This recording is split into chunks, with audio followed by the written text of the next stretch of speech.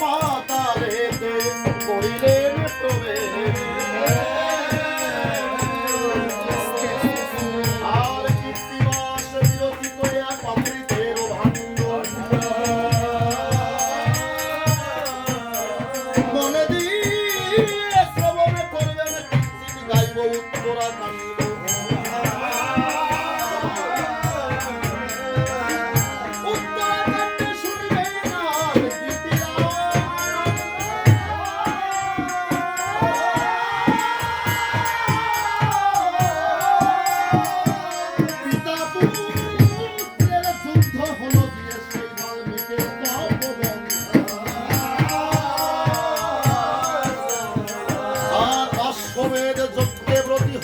নারায়ণ জয় পঞ্চে ভালে করিত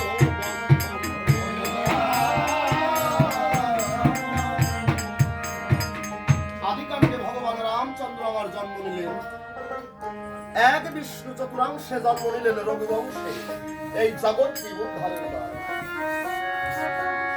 পিতৃসত্য পালনের তরে আমার রাম রঘুবনে 14 বৎসরের পরে সীতা এবং ঠাকুর লক্ষ্মণকে সঙ্গে করে বনবাসে করিলেন। বনে যাওয়ার পরে বলি আপনাদের লোকের ধারে সূর্পনখার অপমান সহ্য করতে না পেরে রাবণ রাজা নেয় সীতা চুরি করে, সীতা নিয়ে একেবারে লঙ্কা ভবনে গিয়ে দিয়েছে দর্শন।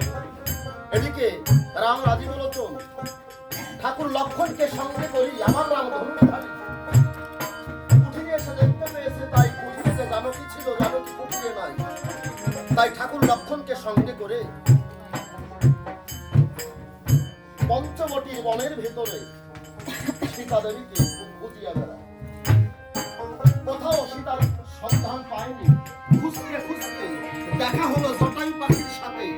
জটায়ু পাখি ডাক দিয়ে বলে, তাই ওহে রাম অখিলের সাই আমার কথা বলে, তোমার বাবা দশরথ পূর্ণ করতে মনোরথ আমার বন্ধু বটে, তুমি তার সন্তান আমার সন্তান তুল্য, বধুমাতা সীতা আছে কোথা জানি 12টা, আমার কাছে জেনে বলে। সীতা দেবীকে লঙ্কার রাবণ হরণ করে নিয়ে গেছে, তুমি আমার কথা বল, যদি সীতা উদ্ধার করতে চাও তবে লঙ্কায় পদ্মবধূ চলে যাও। রামচন্দ্র করে মানা, তার স্ত্রী যেখানের কথা দিলেন বর্ণনা, পথিমধ্যে সমুদ্র আছে কিনা, সমুদ্র পাড়ি না দিয়ে তো আর লঙ্কায় যাওয়া সম্ভব না। জটায়ু পাখির পরামর্শ মতো আমার রাম অভিমত কিষ্কিন্ধা কাণ্ডে চোরাবাদে বালিকে নিধন করে সুগ্রীবের সঙ্গে মিত্রতা করে সুন্দর কাণ্ডে সেতু বন্ধন করে রামচন্দ্র আমার লঙ্কা ভবনে গিয়ে দিয়েছিল। রাবণ বংশ ধ্বংস করে রামচন্দ্র সীতা নিয়ে ফিরে এলেন অযোধ্যাপুরে। অযোধ্যায় এসে একেবারে রাজকার্য করেছে পরিচালক।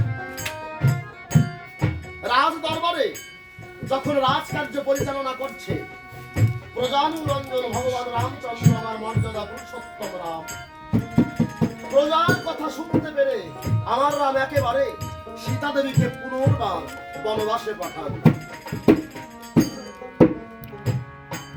পুনর্বার যখন সীতা দেবীকে বনবাসে পাঠানো হয়, খুলে বলি সভা কায়, সেই সময় মায়ের গর্ভকাল 5 মাস হয়। এই 5ম মাস গর্ভকালে সীতা দেবীকে অবহেলে যখন বনবাসে পাঠায়, ওমা সীতা দেবী আশ্রয় পেয়েছে কোথায়? মহামুনি বাল্মীকির তপবনে। এদিকে রামচন্দ্র রাজকার্য পরিচালনা করছে, মহামুনি অবস্থ হয়ে শোষণগ্রস্ত। রামচন্দ্রের রাজদরবারে গিয়ে যখন উপনীত হয়, রামচন্দ্র মুনিকে দেখে পড়ে সিংহাসন পরিত্যাগ করে প্রণাম জানাতে যায় মহামুনির পায়ে।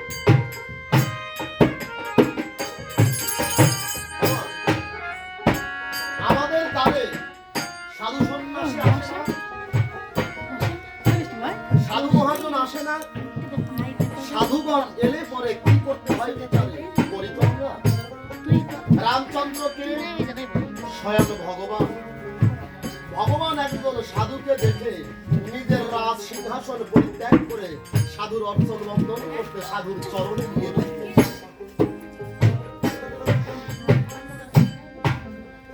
হয়তো আমার মতো মানুষ যারা মাথা নোয়াতে কুণ্ঠাবোধ করে তারা পরিবর্তন সাধুর বাজারে গেলে বলে, ভক্তির বাজারে গেলে বলে। শাস্ত্র বলছে সাধুর দর্শনে যায় মনের ময়লা, স্পর্শনে হয় প্রেম ময়লা। সাধু দেখলে পরে মনের ময়লা দূরীভূত হয়ে যায়। তাই রামচন্দ্র যখন মহামুনি অবস্থায় পায় প্রণাম জানাতে যায়, মহামুনি অবস্থা করে মানা, হে রাম কেলে শোনা, তুমি আমায় প্রণাম দিও না। কেননা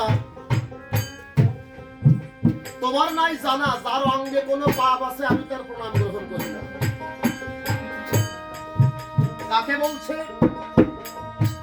স্বয়ং রামচন্দ্রকে একজন মুনি বলতেছে, তুমি আমাকে প্রণাম দিও না, যার গায়ে পাপ আছে আমি তার প্রণাম গ্রহণ করি না। তুমি আমার কথা নাও, তোমার অঙ্গে কোনো পাপ আছে তুমি আগে আমার কাছে করো।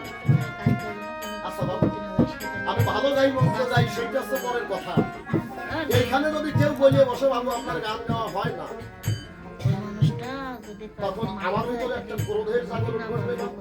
আমি হয়তো বলেই বসলাম কেমন হবে আপনি গাইয়ে দেখবেন নাকি, এটা ক্রোধের বশবর্তী। কিন্তু ভগবান পান করলেন না, কি করলেন? ভগবান জোর করে মহামুনি আমার কথা নবেন, আমার অঙ্গে পাপ আছে কিনা আমার তো নাই জানা, কৃপা করে বলেন।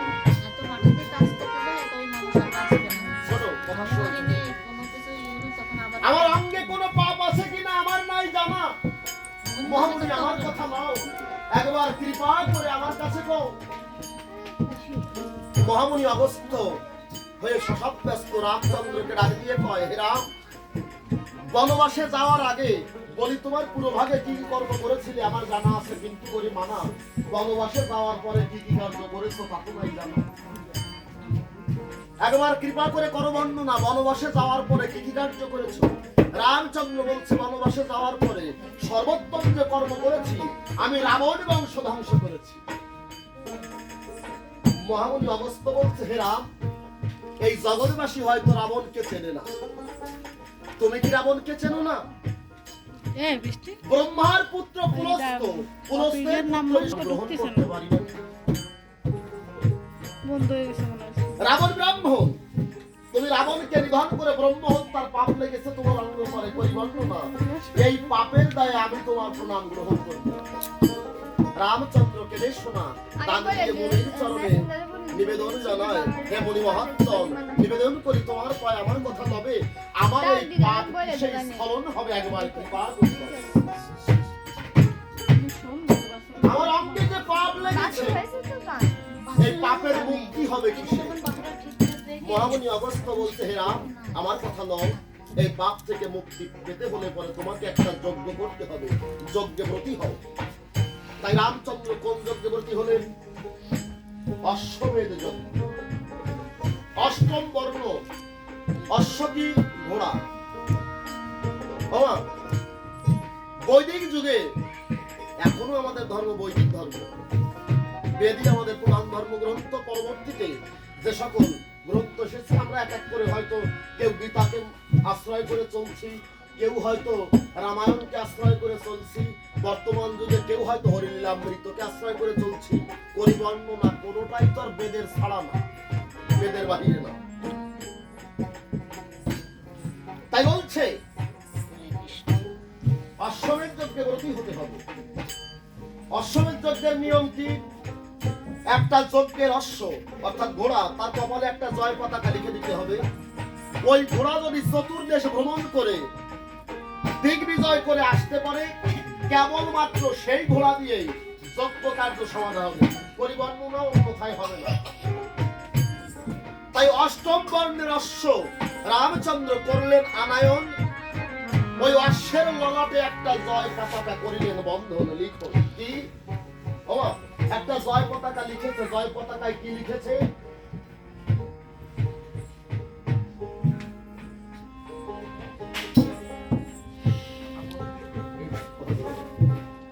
একটা জয় পতাকা অর্থাৎ যে একটা একটা চিঠি, আমরা বর্তমান যুগে যেমন চিঠি বা এই ধরনের বা লিফলেট এরকম দেখি না, ওই যজ্ঞের অশ্বের ললাটেও একটা জয় পতাকা লিখে দেওয়া হয়েছে। যে জয় পতাকার অর্থ এমন দাঁড়াচ্ছে, রামচন্দ্র লিখেছে আগে মুনি ঋষিগণ একত্রে যার যার ইচ্ছা অনুসারে জয় পতাকা লিখেছে, পরিশেষে জয় পতাকা আমার রামচন্দ্র করেছেন বন্ধন। উনি জয় পতাকায় লিখে দিয়েছেন এই অশ্ব কে বাঁধতে পারবে, এই যজ্ঞের অশ্ব সেই বাঁধতে পারবে যদি কেউ সতী মায়ের পুত্র হয়। সতী মায়ের পুত্র হলে এই অশ্ব বাঁধিবে, আর অসতী মায়ের পুত্র হলে পরে অশ্ব ছাড়িবে।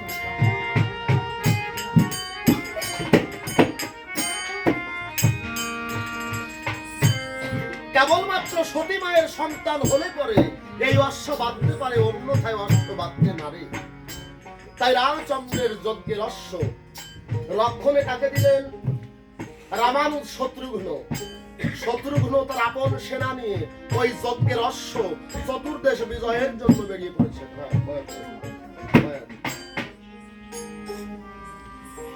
অশ্বমেধ যজ্ঞে ব্রতী হলেন নারায়ণ, জয়পত্র অশ্বের ভালে করিলেন বন্ধ। আপনি সাথে অশ্ব ভ্রমে নানা ধারে, অশ্বের রক্ষণে ছিল শত্রু ধনে।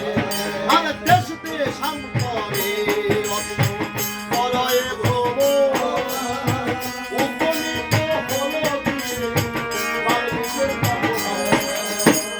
সেই তপবন রক্ষা করে ভাই তুই দেখিয়া যজ্ঞের অশ্ব দ্বারা বাঁধিল যত। রামচন্দ্রের যজ্ঞের অশ্ব চতুর্দেশ ভ্রমণ করতে করতে যখন বাল্মীকি মুনির তপবনে এসে উপনীত হয়েছে,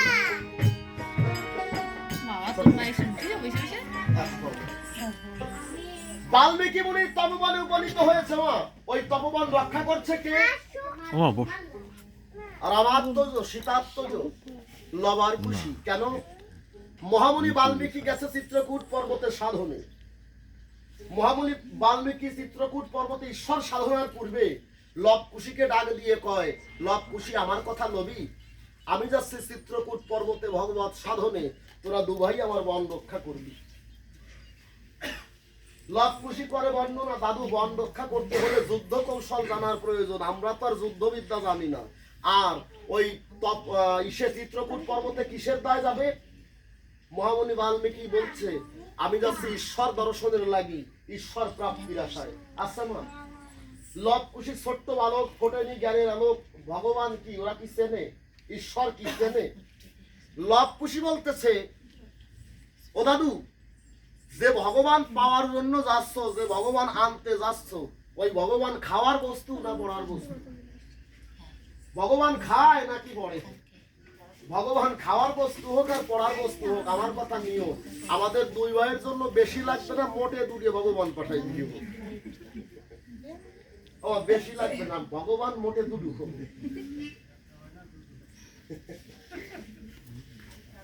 বর্তমান যুগেও নাতি নাতনিরা দাবি করে। দাদু যাবে আউরিয়ার বাজারে, নাতি ডাক দিয়ে বলে একেবারে দাদু আমার কথা নাও, তুমি বাজারে যাচ্ছ আমাকেও সাথে নাও। দাদু করে বর্ণনা, দাদু ভাই রে, একটা সময় ছিল শরীরে বল ছিল, যখন তোর বাবারে মাথায় নিয়েছি, তোর জ্যাঠারে ঘাড়ে নিয়েছি, তোর পিসিরে কোলে নিয়েছি, 4-5 জন একসাথে নিয়ে গেছি, কিন্তু করি মানা বার্ধক্যের তাড়নায় এখন শরীরে আর সেই বল ধরে না, ধরে নাকি? এখন তো আর সেই বল ধরে না, তা তোকে নিয়ে যাব দাদু কষ্ট হয়ে যাবে, কথা মিথ্যা না। তাছাড়া তুই ছোট মানুষ, এখনো তোর বাজারে যাওয়ার সময় হয় না, তুই বাড়ি থাক। ছোট্ট নাতি ডাক দিয়ে বলে তখনই দাদু তোমাকে জানাই শুনানি, আমার কথা লবে, যদি বাজারে নাহি নেবে আসার সময় আমাদের জন্য খাবার আনতে হবে। কি বলে না, বাজারে তোমাকে যেতে দিতে পারি, আমাদের নেওয়া লাগবে না, কিন্তু আসার সময় আমাদের জন্য কিন্তু খাবার আনতে হবে। এখন লব কুশো তদ্রুপ ছোট্ট বালক ডাক দিয়ে বলতেছে দাদু তুমি কোন ভগবান পাওয়ার জন্য যাচ্ছ, কোন ঈশ্বর দেখতে যাচ্ছ? ভগবান খাওয়ার বস্তু হোক আর পড়ার বস্তু হোক, তোমার বন রক্ষা করতে পারি, আমাদের দুই ভাইয়ের জন্য বেশি লাগবে না, মোটে দুটো হলেই হবে। মহামণি বাল্মীকি ডাক দিয়ে বলছে, লবকুশি আমার কথা লবি, তোদের জন্য দুটো ভগবান নয়, আমি চারজন ভগবান পাঠাইয়ে দেব, যদি পারিস ওই চারজন ভগবানের অর্চন বন্দন করিস। যদি পারিস দুজন নয় চারজন ভগবান পাঠিয়ে দেব, ওই চারজন ভগবানের চরণ বন্দন করিস। বাবু লবকুশি কি দাদুর কথা বুঝেছে? লবকুশি কি আমরা কি বুঝতে পেরেছি? আমরা যদি বুঝতাম তাহলে তো আমাদেরকে গুরু কর্ণ বলে মন্ত্র দান করে বলেছিল, শিষ্যরে আমার কথা লবি, এই মন্ত্র যদি জপ না করতে পারিস তাহলে পরে অবশ্যম্ভাব ঈশ্বরের কৃপা পাবি। পেয়েছি কি? শুধু লবকুশ নয়, আমরাও বেহুশ। শুধু নয় লবকুশ, আমরাও মস্ত বড় বেহুশ, যার জন্য পরে দাদুর কথা আমরাও বুঝতে পারি, দাদুর কথা আমরাও বুঝতে পারি না একেবারে। যাই হোক, লবকুশি বলছে, দাদু ঠিক আছে চারজন ভগবান পাঠায় দেবে, কিন্তু বন রক্ষা করতে হলে পরে বনের মধ্যে কত হিংস্র জন্তু জানোয়ার ঘুরে ফিরে, ওরা যদি এসে একেবারে আমাদেরকে ঘাড় মটকাইয়ে ধরে, তুমি আমার কাছে বলো দেখি আমরা রক্ষা পাবো এমন কোন শক্তি আছে নাকি? কি বনের মধ্যে হিংস্র জন্তু জানোয়ার আসতে পারে না? দেখেন একটু সার ব্যবস্থা হয় কিনা, মানে ঠান্ডায় কেমন যেন ই হয়ে আসতেছে।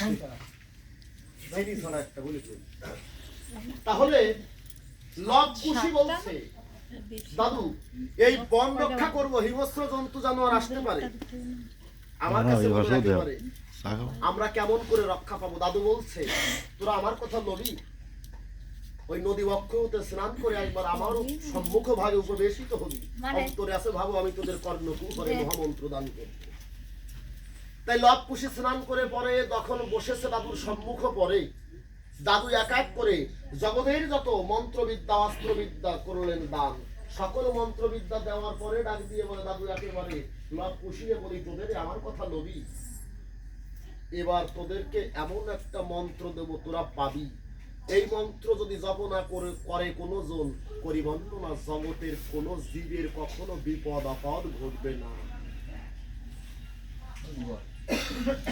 ওই মন্ত্র শুধু লবকুশি তোদের জন্য নয়, এই জগতের জীব যদি কখনো ওই মন্ত্র জপ না করতে পারে, খুলে বলি তোদের ধারে ওই মন্ত্র জপ না করলে পরে এই জগৎ মাঝে কখনো তার আর বিপদ হবে না। বাবু আমাদের সেই মন্ত্র কি জানার একটু ইচ্ছা জাগে, যে মন্ত্র জানলে পরে জগৎ